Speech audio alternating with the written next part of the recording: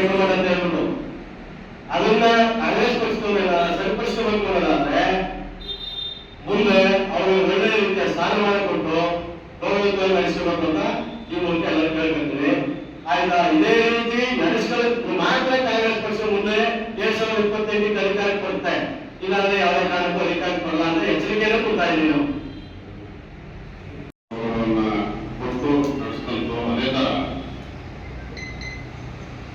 ಮಾನ್ಯ ಸಿದ್ದರಾಮಯ್ಯ ಅವರಿಗೆ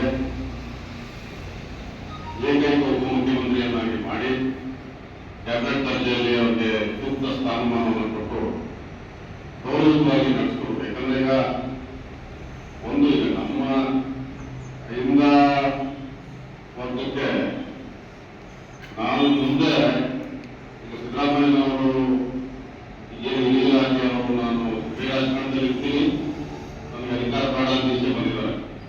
ಮುಂದಿನ ದಿನಗಳಲ್ಲಿ ಐದಿಂದ ಮುನ್ನಡೆಸಬೇಕಾದ್ರೆ ಅದಕ್ಕೆ ಸಾಧ್ಯ ಬೇಕು. ಹಾಗಾಗಿ ನಾವು ಯತೀಂದ್ರ ಸಿದ್ದರಾಮಯ್ಯನವ್ರನ್ನ ಈ ಕರ್ನಾಟಕ ರಾಜ್ಯದ